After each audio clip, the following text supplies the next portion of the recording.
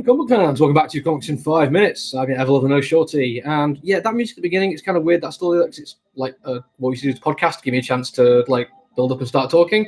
Feel kind of weird doing for a video, but honestly, it just comes down to the fact that the like delay in me hitting go live and actually going live is never the same. And sometimes it says I'm going live, but then the counter for how many seconds I've been live don't match up.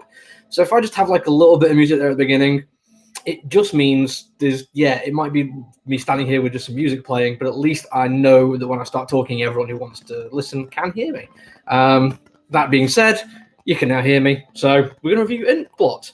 It's one from Image Comics, and it's one of the few ones where I wasn't like crazy excited about reviewing it when it came out. I did a couple of copies because it looked like a cool concept, but when you compare the huge amount of cool stuff that came out this week, including We Only Find Them When We're Dead, which I'm going to probably do on Monday, on my day off. I'm still going to do it because I really, really like the look of it. But this one was just another issue one. But I still wanted to highlight it because I like the idea of fantasy and comic books. Urban fantasy is my bag, as anyone will know if they actually was listening to me talking about Secret Service. Yeah, that was really, really good. This one is just more traditional fantasy, and it doesn't hide that. It like very early on, like first page, look at that proper castle made out of trees. You know what you're getting when you see something like that. What else you know is that is a cool design for a cat. Nothing but black with just the eyes. Further in the comic book, actually, those eyes are green, by the way. Now the thing is, when you start reading it, and you get a few pages in, you realize what they're doing is setting up the world.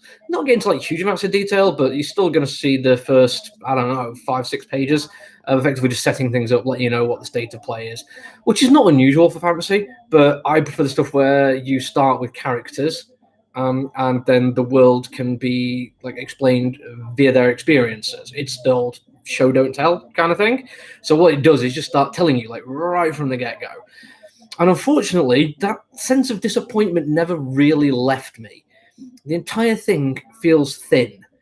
There is this family sprawling over multiple, I don't know if you want to call them dimensions or realms, although like our world is included in one of those, but also there's just a void. And the rest of them just seem to be like places with different weather. But apparently they're not the same dimension. You need to tear through reality to get to them. And it's like, yeah, that's a pretty cool idea, but it's nothing brand new or unusual. Stuff like that's been done before. The main character is I presume, the youngest of the siblings, and she is a bookworm type who runs a library while everyone else is doing exciting, adventurous things. But then something happens to her, and she suddenly realizes she has a thirst for adventure and goes off and does stuff. And again, that's a cool idea. I like the idea that we're taking characters out of their comfort zone and putting them in places where they'll be challenged in ways they didn't expect. But again, that's nothing particularly new, and it comes across just as like, this is a trope that we're going to use.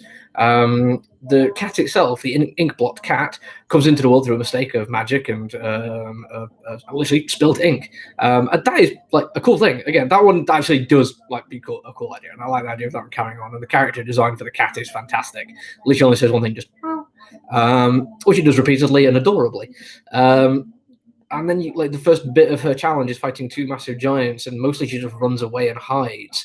She has one spell which slows them down a little bit, but she ends up getting out of the situation by things she doesn't understand or control, which we presume is done by Inkblot. So it takes away an awful lot of agency from the main character. She effectively starts in a position where she isn't happy. There's a mistake which she has no control over. She then gets thrust into an adventure that terrifies her. She effectively just runs away and hides and is saved by something else.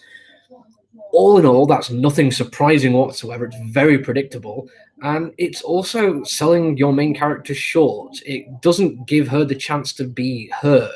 The main character, the king, not the main character, the ruling character, seems far more interesting and more powerful, and he actually goes out and does things. He is known for it, in fact. He is the Void Breaker, or whatever it is. Like, he actually tore the realms apart. And I've got to be honest, that sounds like a way cooler story than what we're getting here. Now, it could just be my own personal taste. It could be, I'm a fan of boys' own fantasy, adventures kind of stuff. But I also have read a whole bunch of stuff where it is just a person going off and doing stuff they're not expecting. I mean, hell, The Hobbit, like absolute classic kind of stuff like that. But I always feel there's more agency given to the character in that than there is in this.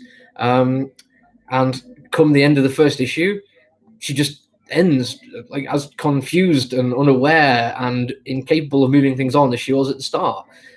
Apart from an accident, nothing that happens in this is because of her. And that is kind of a sad start to a story about a fantasy heroine. So, yeah, not the best thing I've read this week, I'm afraid. But that is it from me. Keep an eye out on Monday. I have no idea when I'll be doing this. I have the day off, and I'm probably going to spend a lot of it playing Tony Hawk's. But other than that, have a nice weekend. Bye.